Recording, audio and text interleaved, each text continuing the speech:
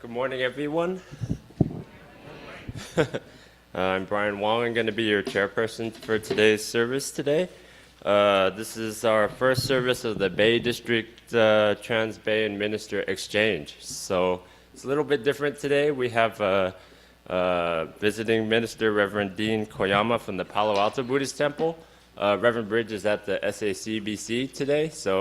And I guess the SACBC minister is probably at the Palo Alto Church. So it's a great opportunity to have different communities come together and share the Dharma, and to deepen our connection as fellow practitioners of Jodo Shinshu Buddhism. So it's a great opportunity to hear from Reverend Koyama today. So today we're going to start with Sutra chanting. We're going to do Juseige, which will be on the screen over here, or you can find it on in the small purple book on page 79, or the large purple book on page 93.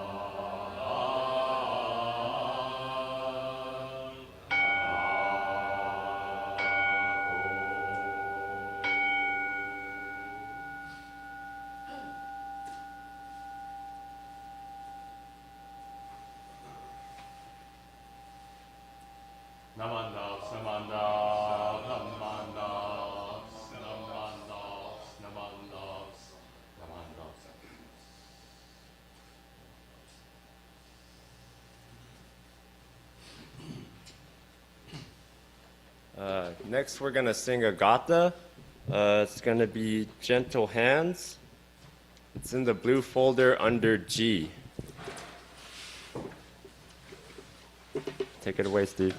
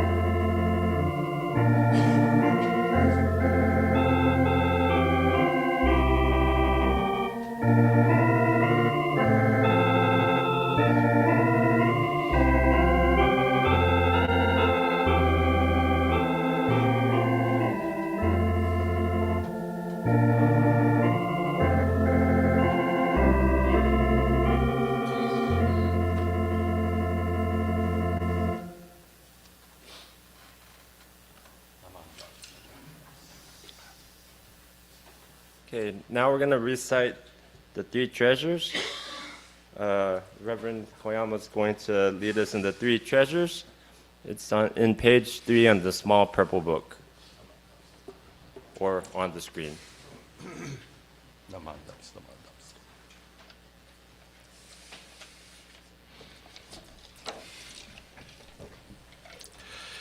The three treasures. Hard is it to be born into human life. Now we are living it. Difficult is it to hear the Dharma. Now we hear it. If we do not deliver ourselves in the present life, no hope is there that we shall be freed from suffering and sorrow in the ocean of birth and death. Let us reverently take refuge in the three treasures of the truth. I take refuge in Buddha. May we all together absorb into ourselves the principle of your way to enlightenment and awaken in ourselves your supreme will. I take refuge in Dharma. May we all together be submerged in the depth of the doctrine and gain wisdom as deep as the ocean. I take refuge in Sangha.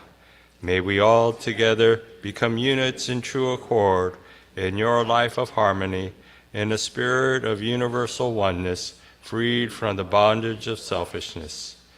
Even through myriad ages of kalpas, hard is it to hear such an excellent, profound, and wonderful doctrine. Now we are able to hear and receive it. Let us thoroughly understand the true meaning of the Tathagata's teachings. Namo Amida Butsu. Namo Amida Butsu. Namo Amida Butsu. Namandaps, namandaps, namandaps, namandaps. Namandaps, namandaps. Namandaps. Okay, now we're going to have a Dharma talk with Reverend Koyama. Robert Noguchi is going to introduce Reverend Koyama.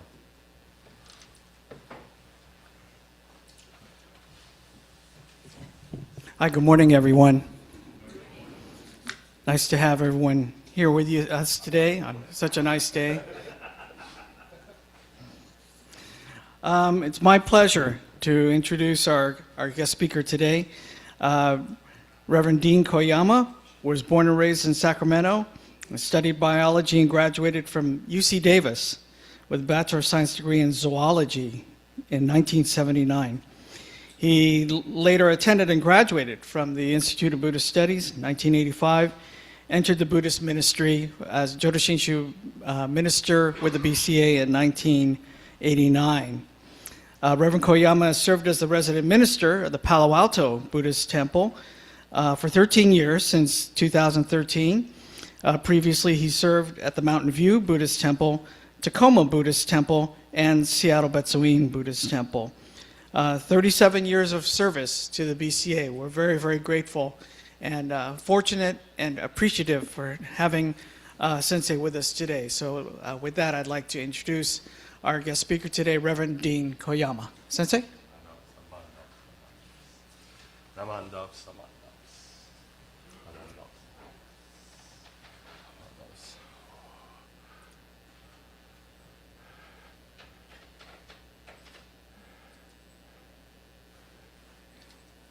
Is it on? Yes.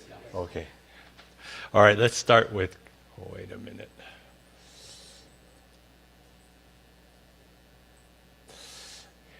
Always.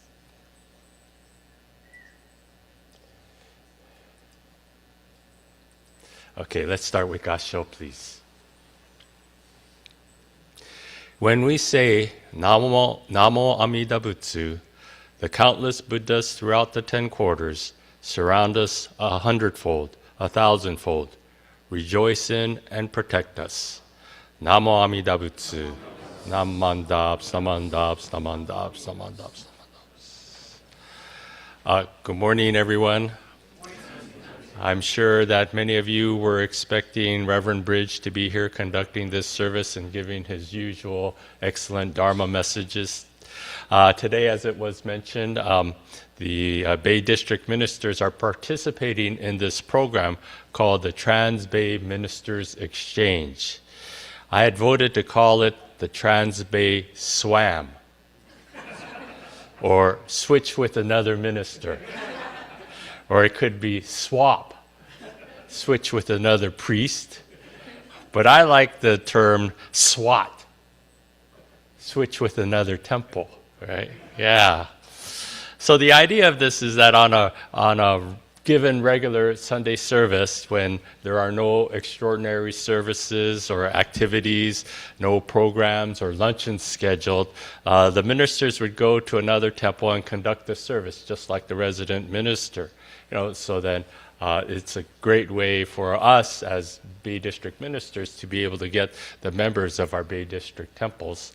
Reverend, as it was mentioned, Reverend Bridge is speaking at SACBC. Reverend Miyagi of SACBC is speaking in San Francisco.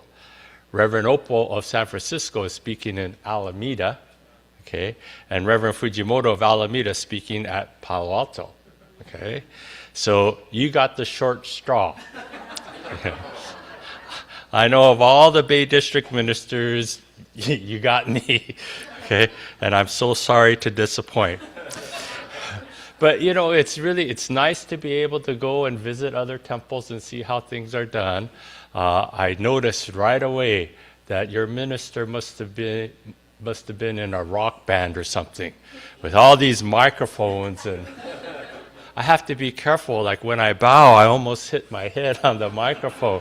So it's going to take a little getting used to. But I'm very, very glad to be here, joining you with your Sunday service here. Since the start of the new year, and as it was mentioned, I'm the resident minister at the Palo Alto Buddhist Temple. But since the start of the new year, I've been managing 2 temples now, with Reverend Adams, formerly of the San Mateo Buddhist Temple, being transferred to the San Jose Betsuin. So now I have to cover for San Mateo as well. And I know that there are many ministers who are covering 2 or more temples. I don't know how they do it. I don't know how they do it. For the first 3 months of this year, it has been unusually busy with multiple services at both temples, right? And if I'm being honest, I've been stressed. My life has felt like a juggling act. My schedule is a blur. I've had to really concentrate to make sure I go to the right temple at the right time. And I'm constantly racing to try to keep up. I guess one of the San Mateo members has felt my stress. So about a week ago, on a Wednesday evening, it was around 7, 8 o'clock at night, I guess, he texted to remind me that I had a meeting scheduled with the San Mateo family the next morning. And it's a good thing he did, because I had completely forgotten all about it, right? And when I told Linda, my wife, what had happened, she asked, well, didn't you put it down on your calendar? and I went and checked. It was on my calendar, right? But I still forgot about it, and I was planning on a leisurely morning, to get up and do my yoga and knee exercises the next day. Right? Then this past Tuesday, this past Tuesday, I had a rare day off, and I went golfing on the spur of the moment, because the weather was just so nice. And the next morning, Wednesday morning, I woke up to find out that I missed our Obon kickoff planning meeting. Okay. And again, I had it scheduled on my calendar. In fact, I had responded saying that I was planning on attending, right? So I don't know, maybe it's not just because I've been so busy with both temples, but now I'm worried that I might be developing Alzheimer's or something, because I just can't keep track of these things. Another thing that has been stressing me out is when unexpected things happen, right? We're now at war in Iran. We're still dealing with the war in Ukraine and the chaos in Gaza. We have turmoil with ICE and the Homeland Security Department. But unexpected things occur at home too, and I mean at home.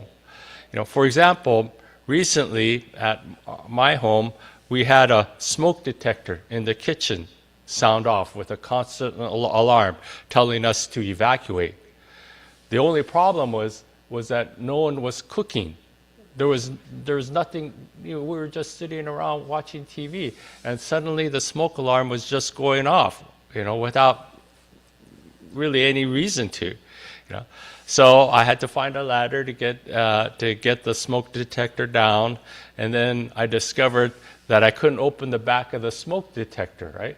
Because they're sealed, right? They're sealed with it's a 5-year or 10-year battery now. It took me over a half an hour and YouTube to finally figure out how to shut off the alarm, right?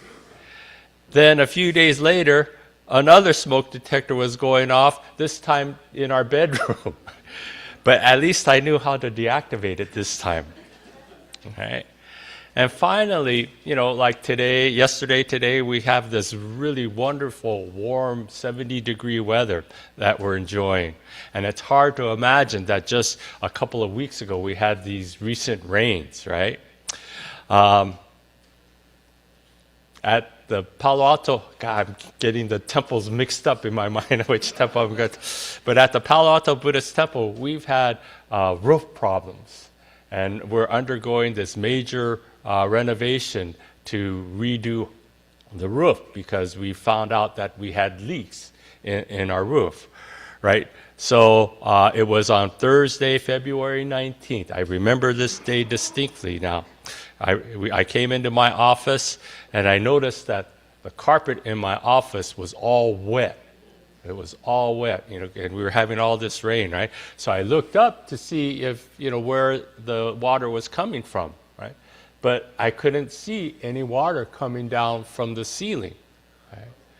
And so puzzled, I looked around, and then I opened the door to my closet, and there in my closet, I noticed that the ceiling had collapsed.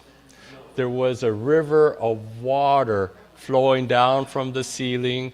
It would drenched all of my robes, Luckily, I had only my synthetic robes hanging up. All my good stuff was in drawers and things like that. But, my robes got all wet. All the boxes that I had stored in the closet got drenched, right? And so while salvaging, now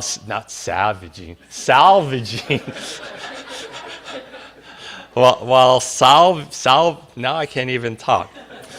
While salvaging through these water-damaged boxes, I came upon binders that contained some of my sermons when I first started as a minister in Seattle. But in one binder, I found these photos. Let me show this, okay? And so these photos were taken on the day that we were moving from our dream house in Puyallup, Washington, when I was serving in Tacoma, to start our life in California in 2003. It was a 4-bedroom, 2-story, 2,800 square foot house with a 3-car garage. It was our dream house. I had to mow the grass every week, change the water heater when it broke, replace a broken outdoor lamp, paint the walls, and climb up to the roof to hang Christmas lights and do all those things the homeowners have to do, right? And it was hard to give up this house. I have to admit, it was hard to give up this house. But in a way, it's nice to be a renter at the temple parsonage, because now if anything breaks or needs repair, I can just tell the landlord, the temple, that something needs to be fixed. But years ago, while we were still living in this house, we had to make a quick, unexpected trip to and from Sacramento in a span of 4 days. Sacramento is where I was born and raised, is where my wife was born and raised as well. And we had to go back quickly to take care of some things in Sacramento. And it takes approximately 14 hours each way, driving. And we stopped only for fast foods and potty breaks. And I was the only driver with 3 young boys. Okay. For our return, we left Sacramento at around 9 o'clock in the morning, and we finally arrived back to the house in Puyallup at 11:30. And we were all very exhausted. And on top of that, some of us caught colds during this short trip, including me. Right? And so after getting the boys to bed, I took some cold medicine to help with my stuffiness and runny nose. And the cold medicine and the exhaustion from the trip must have put me to sleep quickly. In fact, I must have been sound asleep.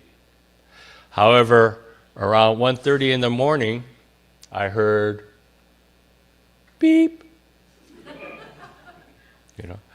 You're laughing. You know what it is, huh? Right? I was awakened so suddenly that I wondered, if I had just been dreaming. And so I immediately put my head back down on the pillow and went back to sleep. But a few minutes later, I heard it again. Beep. Okay. Now I knew I wasn't dreaming.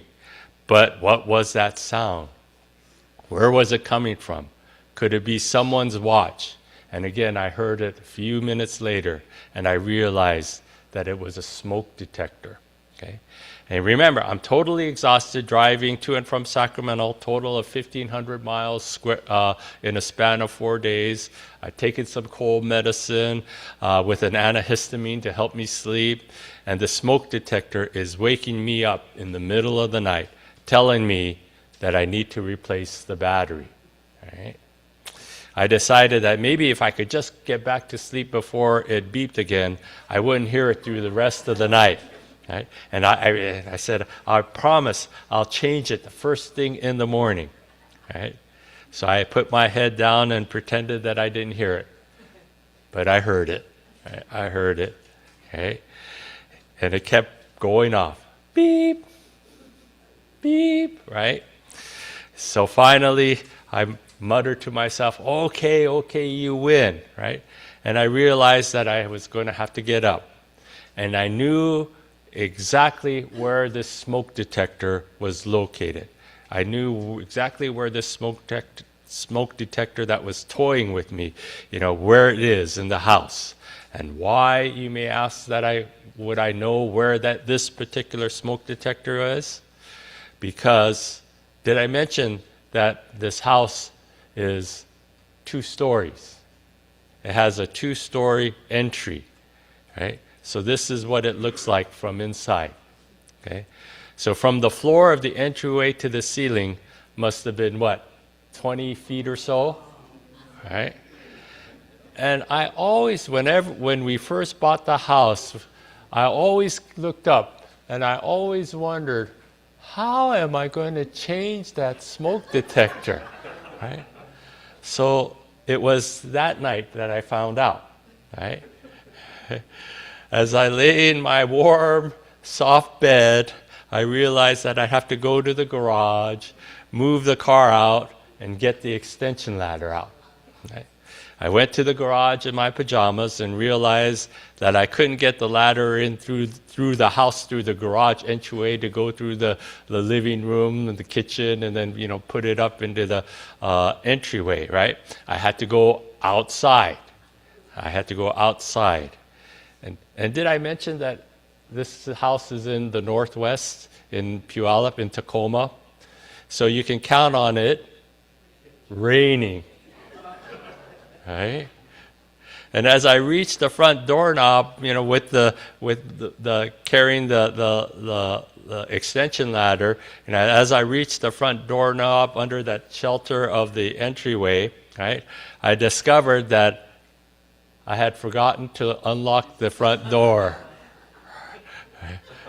So once again, I had to run around, go out in the rain, through the garage, around the house, and finally unlock the door. And as I mentioned, the smoke detector is located, about 20 feet up, in the entryway of the house. And out of curiosity, I checked, how long the extension ladder would get. And it said 16 feet. 16 feet, right? 20 feet, at least 20 feet up, right?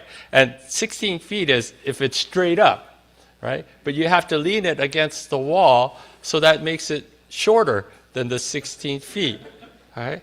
So I had to, lean against the wall, and I was hoping that I could reach it, just standing on one of the rungs. And it says, do not step above this rung, right? So it's even shorter, right? So anyway, I climbed up this wobbly ladder without anyone spotting or holding it steady for me. And I remembered that I have a fear of heights. I don't believe this is happening, I kept thinking. Of all the times that the smoke detector could be asking me to have its battery changed, it had to be after driving 750 miles straight plus I have a cold, I don't feel good, had to go out in the rain in my pajamas, I grumbled and complained. And for the next few minutes, my mind is full of sadistic things that I could do to a smoke detector, like, let's throw it in the fireplace and see if it could detect its own smoke, right? Okay. It was only after I changed the battery, climbed down the ladder, returned to the comfort of my warm bed, that I thought about the purpose of a smoke detector, right? It's to detect smoke from a fire inside the house. It's to warn me in case of a fire so that I may escape safely. In other words, the smoke detector is working for my benefit. It works while I'm sleeping. It works while I'm awake. It works while I'm at home or while I'm gone from the house. It's working not only for me, but also for the benefit of my family or whoever may be in the house. It makes no distinction when or who it warns. And despite doing what it's supposed to be doing, despite working for my benefit, when it needed my attention and care, what did it get? Right? It got my complaints, it got my anger and my resentment for its inconvenience. The beeping from the smoke detector in the middle of the night not only revealed the shallowness of myself, it reminded me that despite the unending working of my ego-centered self, the smoke detector continues to work for my benefit.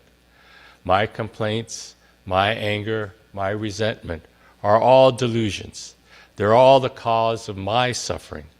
But at the same time, they are the causes for me to reflect and realize how fortunate I am to have a smoke detector. Right? This is turning delusion into enlightenment. It may not occur immediately, and certainly while I was at the top of the ladder, muttering and grumbling and ready to just bash that stupid smoke detector, I wasn't enlightened. I plan on retiring in June of 2027, and that's if I could still make it till then. But what happens when I retire is that I'll no longer be able to stay in the temple parsonage. In other words, Linda, my wife, and I will be homeless, right? So we hope that we will not have to live in a tent under the freeway. So we've begun to explore where we can live in retirement, and this has been adding, again, to my stress level because there's so many unknowns. We don't know what we can afford. We don't know where we can live. We're hoping to stay in the Bay Area because this is where our kids are working and living. But it's so expensive. We don't know if we can buy or rent. And like I said, there's so many unknowns that in and of itself is causing me more stress. And I think the larger sutra addresses my predicament to the T. It says, whether noble or corrupt, rich or poor, young or old, male or female, all people worry about wealth and prosperity. If they have houses, they worry about them. Sudden misfortune may befall them. All their possessions may be destroyed by fire, swept away by floods, plundered by robbers, or seized by adversaries or creditors. If they have this, they do not have that, and so they wish to possess it all. But even if by some chance they come to possess everything, it may soon be destroyed or lost. Here, the larger sutra is describing various kinds of people in the world. We all worry about wealth and property. We all worry whether or not we have enough money to survive and a home to live in. If we do not have enough, we worry about how we can get enough. And yet, even when we have enough, it is never enough, right? We always want more. We want a bigger home, a fancier car, a newer TV. But with a bigger home, we have more to worry about because we have to fix and repair many more things. With a fancier car, we have to worry about someone scratching it or crashing into us. What will ever satisfy such a person like this? And this is where the larger sutra continues on and says, further, in the midst of worldly desires and attachments, one comes alone and goes alone, is born alone and dies alone. However, should you encounter a Buddha in this world, you should practice the way. The larger sutra tells a person who may never be satisfied with what they already have, who are always complaining about what they don't have, that it is important to meet the Buddha and practice the teachings. Here the Buddha is teaching us to practice the path of Nembutsu. Nembutsu literally means to reflect upon the Buddha, or be mindful of the Buddha. And one way of reflection or being mindful is by saying the words, Namo Amida Butsu. By reflecting and being mindful of the Buddha, we come to realize the truth that life is impermanent and all life is interconnected. We also come to the awareness that we have always been embraced with the unobstructed light and boundless life of the wisdom and compassion of others, of life itself, regardless of our circumstances. This is the awareness of Amida Buddha. Then with that awareness comes a profound sense of gratitude and appreciation. And from there, we can begin to live a life of kindness. When I think back to that 1:30 a.m. beep that ruined my sleep, I realize now that I was looking at it all wrong. I saw an annoyance. I didn't see the protection. The beep in the middle of the night that woke me from my blissful slumber is like the calling voice of Namo Amida Butsu. It is a call warning me of the working of my ego-centered self. At the same time, it is the call, a voice of reassurance saying, don't worry, I'm here protecting you, always. Truly, I don't deserve to be protected as I'm threatening to throw the smoke detector into the fireplace. Yet, I am protected. How can I not respond with a call of thank you, a call of gratitude, a call of Namo Amida Butsu? Shinran Chonin wrote a series of poems, or wasan, on the Pure Land. And within these poems is a set entitled The Poems on the Benefits in the Present Life. And one poem expresses exactly what I missed that night. When we say Namo Amida Butsu, The countless Buddhas throughout the 10 quarters surround us 100-fold, 1,000-fold. Rejoice in and protect us. When we recite the Nembutsu, the Namo Amida Butsu, we aren't just reciting a mantra. We are acknowledging that we are already surrounded and protected. We are being beeped at, in a sense, by the light of infinite wisdom, waking us up to the truth that we are never alone. This is what we call Sesshu Fusha, the wisdom and compassion that always embraces and never forsakes. Most things in this life are fleeting. Batteries die in smoke detectors. Roofs leak.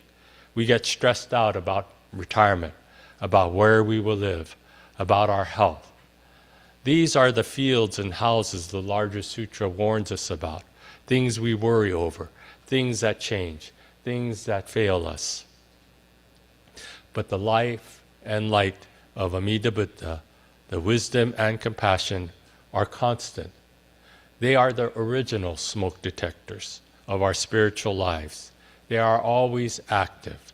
They don't rely on us to remember to check their batteries, and they certainly aren't silenced by our grumbling or our bad moods.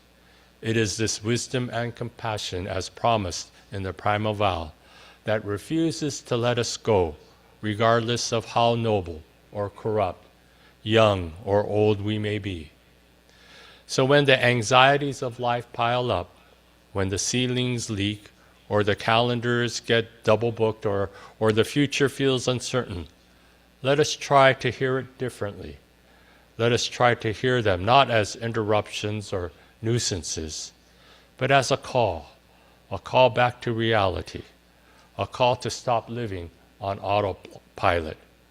Let those moments be a reminder to return to the name, to return to Namo Amida Butsu. We are not just surviving our lives, we are being protected within them. We are being embraced in the wisdom and compassion that is 100-fold, 1,000-fold, greater than our own frustrations.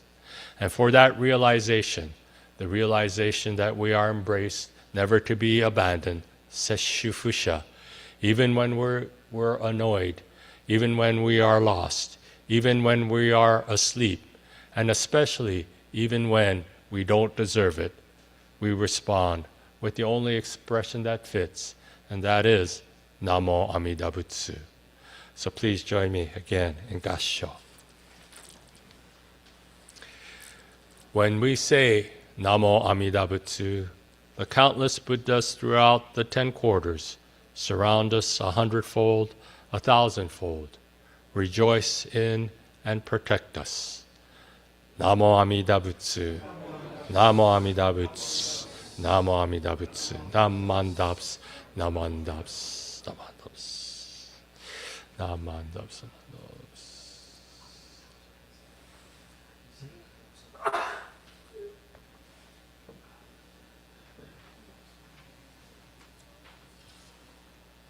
Thank you, Reverend Koyama, for your Dharma message today. It gives us a lot to think about. Robert Noguchi is going to give announcements. Hi, thank you, Brian. Good morning again, everyone. At this time, I'd like to thank Reverend Koyama, Dean Koyama, from the Palo Alto Buddhist Temple for giving our Dharma talk today and officiating today's service. So thank you very much, Sensei. It was really nice to have you. Also like to thank our Assistant Minister, Reverend Michael Endo, for his part in putting this service on. I want to thank Steve Terasaki for playing the organ, and would like to thank the Host 3 group that is providing hospitality downstairs for us, and will continue to provide that after today's service. So thank you very much. Next week, over the next week, is Spring Ohiga. It's going to be very busy. We have a study class next Saturday afternoon at 1 p.m. with Reverend Bridge. And then we'll have our Spring Ohigan service at 10 a.m. Sunday morning, the 15th, with light refreshments to follow afterwards. And that's about it over the next week. So if you have any questions, please don't hesitate to consult the BCO website, BuddhistChurchOfOakland.org, as well as the bulletin boards and the slide presentation happening downstairs. It's got all the information on upcoming events. So once again, thank you very much, and we hope to see you downstairs after service. Thank you.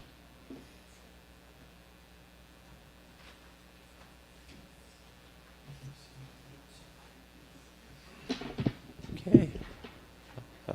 We're going to sing Gatha Ondokusan II on page 220.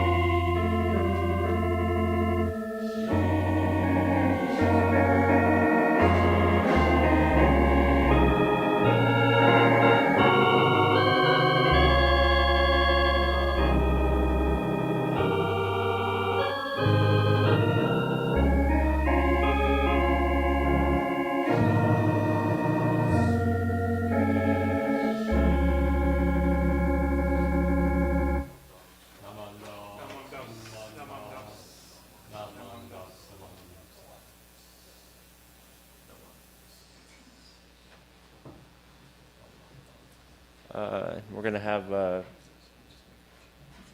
Steve's going to make a few closing remarks. Robert forgot to mention that the week after is the running festival. Is that correct? And so we will not have service here because the streets around the temple are very congested. There's lots of closures. And so we will just have the service will be streamed online. That's correct. So just to mention that, so you're not showing up here very early. And I want to thank Reverend Koyama for getting up even earlier, since we just moved into daylight savings time.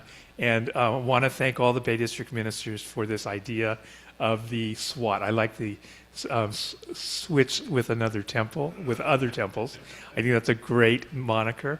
We really want to thank you for your Dharma talk. And I will always look at my beeping smoke alarm differently now. So thank you again. And please enjoy the hospitality downstairs.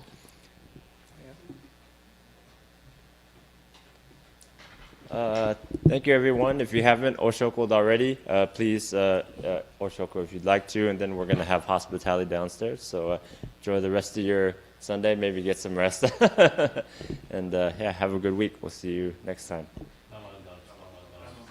Namaste.